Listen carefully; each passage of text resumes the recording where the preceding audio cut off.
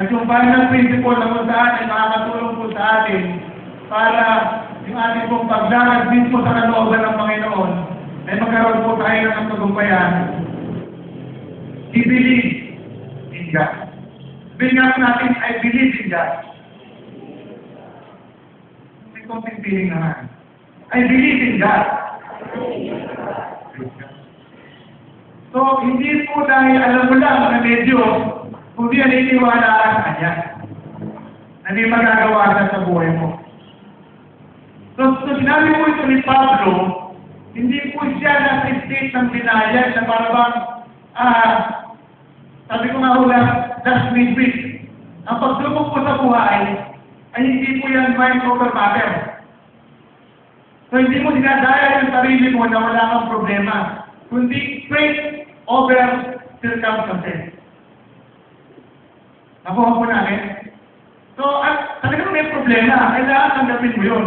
Kailangan naman po manampalataya ka sa Panginoon.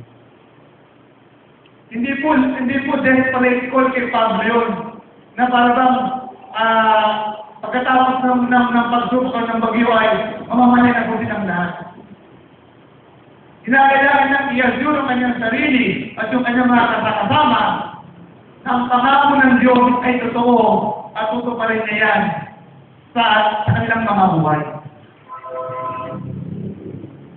Ang pangako po ng Diyos ay para po sa atin. Kahit nakakupat sa buhay niyo ay wala nang awa at sinisikat. Kahit na ba puno-puno na ng alon o hilong-hilong na kayo sa pagharap mo sa problema sa buhay. Ang dahil po natin, kinakailangan po para nasa natin yung katapakan ng Diyos. Manampalataya tayo sa Panginoon at tanggapin natin at sa gitna ng pagsubok mo, kagalingan man o sa pinansyal man, iaahon ka ng Diyos doon sa iyong kalagayan. Manampalataya lamang po tayo. So yung conviction ni Pablo ng mga oras na yun ay bunga po ng kanyang mga experiences sa pagsama po ng Panginoon. Bunga po yan ng mahabang relasyon na ginugol po ni Pablo kasama ang Panginoon.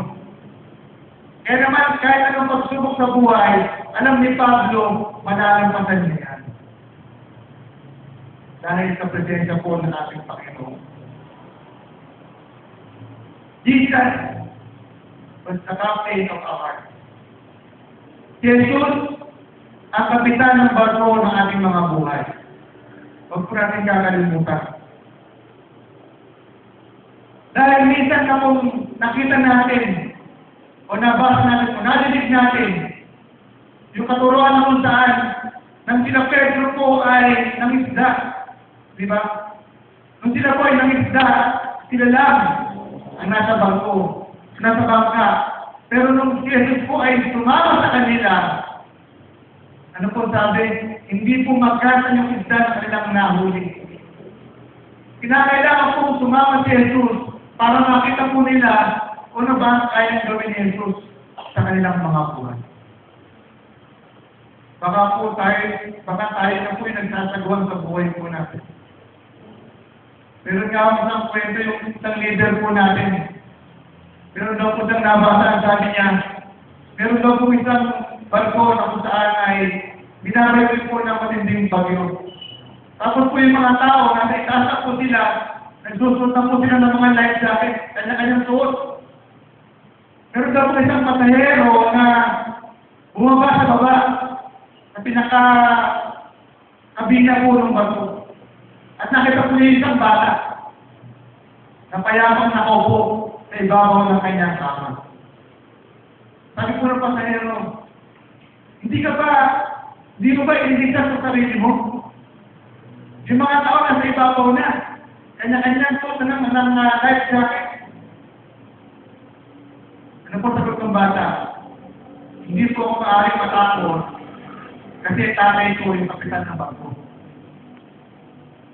So alam ng bata na kahit ano mangyari, yung barko na kanyang sinasakyan ay magiging maayos dahil ang kapitan ay tatay niya.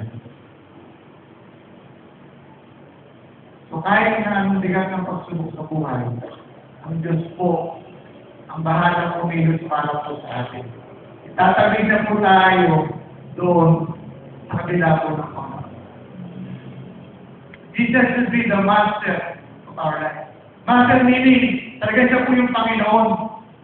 Lahat ng kanyang sinabi dapat po natin sundin. Lahat ng kanyang utos ay kinakailangan po natin sumunod. Kahit na nga po ba yung ating nabuhayan ay mawala, si Jesus pa rin dapat ang Panginoon ng ating mga buhay. Kahit kung wala ka ng trabaho, hindi ang boss mo ang Panginoon mo, kundi ang Panginoon Jesus. Kahit na may sakit ka, ginagamit lang ng Panginoon ng doktor para pagalingin ka. Pero ang great healer mismo ay ang Panginoon pa rin. Kahit na anong dilim ng kinakaharap po natin, huwag po natin kakalimutan, kasama po natin palagi ang ating Panginoon. He will never leave us nor forsake us. Kahit na po paulit-ulit, huwag po tayo mapagod. Katawan lang po napapagod, pero pinapatibay po ng pagsubok yung ating pananampalataya. Hindi niya po tayo iiwanan, hindi niya po tayo babayaan. Kahit na nga po ba ang dulo ng buhay ay kamatayan, pero sa kabila po ng kamatayan, may panibagong buhay po tayo na naguguguli kasama natin ang ating Panginoon. Ang buhay na itinangako ng Panginoon ay buhay na kung saan hindi niya po ipagkakait sa atin yung mga bagay na kailangan po talaga natin. Kung ano pa ang kailangan mo, ibibigay sa iyo ng Diyos. Hindi dahil ang gusto mo, kundi alam ng Diyos, yan ang makakabuti sa iyo. Sagdad na mo ba yung bago natin? O lumalamay pa? Baka po tayo ay kanya-kanyang sagwan na. Baka po kanya-kanyang talo na po tayo sa bago natin na pagtalon mo ay bahala na. Huwag po tayong mabahan sapagkat kahit anong mangyari, ang presensya po ng Diyos ay hindi po mawawala sa atin. So maaari pong sa mga nagaganap sa ating buhay, ay hindi natin lubos na maunawaan at para bang hindi nasusunod yung mga plano natin. Huwag po natin kalilimutan na mas higit na mabuti ang plano ng Diyos para po sa atin sa kanyang mga anak. Huwag po tayo matakot sa pagkilos ng Diyos kung ito man ay hindi naaayon sa ating kagustuhan. Kung sa mayon ay maliit na bahagi lang po ng larawan ang ating nakikita, huwag po tayo mag-alala sapagkat mas nakikita po ng Diyos ang kabuuan ito. Pero hanggang hindi po dumarating na nakikita po natin yung malaking larawan, kinakailangan naman po mamuhay tayo pamamagitan po ng ating pananampalataya. Amen po ba doon? Tayo po ay manalangin. Hallelujah.